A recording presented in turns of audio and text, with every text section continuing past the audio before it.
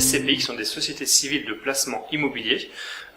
Et ces SCPI, c'est la pierre papier, donc c'est-à-dire ce sont des particuliers investisseurs qui ont des parts d'immeubles. Donc le patrimoine, c'est 730 immeubles de bureaux partout en France, mais des immeubles classés en code du travail.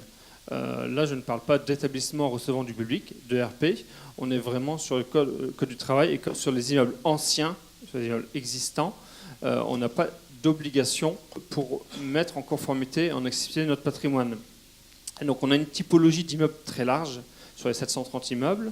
Ça va de l'immeuble haussmannien aux immeubles anciens des années 70, 80, 90 ou des immeubles un peu plus récents dans les années 2000, 2010. On a entrepris donc en 2012 d'effectuer une charte, de mettre en place une charte RSE, donc responsabilité sociétale et environnementale sur notre patrimoine. Et dans le cadre de cette charte RSE, nous avons fixé 14 critères, dont le critère numéro 2 qui est très important pour nous, qui porte sur l'accessibilité. Et dans ce critère numéro 2, nous avons défini différents critères, et ça nous a surtout permis de faire un état des lieux de notre patrimoine, de fixer des objectifs d'amélioration, d'accessibilité de notre patrimoine pour améliorer l'accessibilité de notre patrimoine, sachant que cette démarche RSE et d'amélioration d'accessibilité de nos immeubles est une démarche totalement volontariste et vertueuse de notre part. Nous avons créé dans un premier temps une grille de notation interne sur l'accessibilité de nos immeubles. L'idée étant d'améliorer l'accessibilité de nos immeubles pour nos locataires. Là, on n'est plus dans la notion valeur financière aujourd'hui, on est plus dans la valeur sociétale. C'est notre approche sur cet aspect-là. Donc, on a défini 4 niveaux d'accessibilité sur nos immeubles avec des différents curseurs. Donc, on a le niveau 0, qui est un immeuble qui n'est pas du tout accessible aux personnes à mobilité réduite, au PMR. On a le niveau 1, qui est immeuble partiellement accessible, qui permet donc d'avoir un hall accessible, d'avoir des sanitaires PMR. Ensuite, un niveau 2 qui nous permet d'avoir un immeuble accessible PMR dans le hall, avoir des sanitaires PMR dans le niveau et une mise en conformité PMR au niveau des ascenseurs. Et le niveau 3, un immeuble 100% accessible PMR. Ce qui nous a permis également de faire un constat. En 2012, lors de la mise en place de notre charte RSE, on était en niveau 0, donc des immeubles pas du tout accessibles PMR, on avait 35% d'immeubles non accessibles.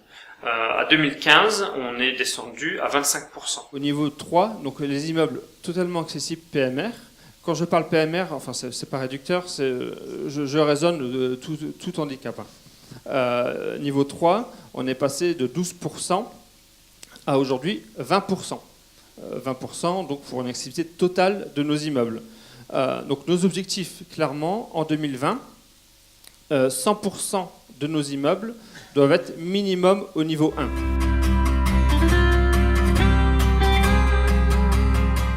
Aujourd'hui, dès qu'on entreprend une rénovation sur un immeuble de bureau, ça peut être des plateaux de bureau ou un immeuble de bureau, on met en place des démarches pour rendre accessible l'immeuble.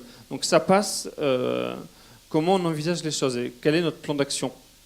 On a des immeubles occupés en multilocataire, en monolocataire. Quand un immeuble se vide, quand un plateau de bureau se vide, systématiquement sur nos opérations, nous missionnons un bureau de contrôle, c'est-à-dire c'est des travaux dans le hall, avec mise en place d'une rampe, mise en place d'un monde PMR, création de sanitaires PMR dans le hall, création de sanitaires PMR dans les niveaux qui se libèrent. Mais quand on parle PMR, on parle tout handicap. On n'est pas focalisé que sur les personnes à mobilité réduite. Ça veut dire qu'on va mettre en place des bandes podotactiles au niveau des marches, des nez de marche également, avec des contrastes, des sirènes, des voyants lumineux, etc., etc. Donc toute cette démarche est vraiment une démarche volontariste et vertueuse qui nous permet de proposer un service à nos locataires.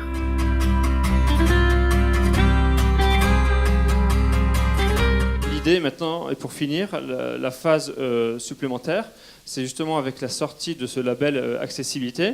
Pour nous, c'est de transposer un peu la grille de notation interne qu'on a mis en place et de voir avec le nouveau label Certivea, voir comment on peut l'intégrer dans nos immeubles pour avoir un label encore indépendant, même si nos chiffres sont contrôlés par un cabinet indépendant.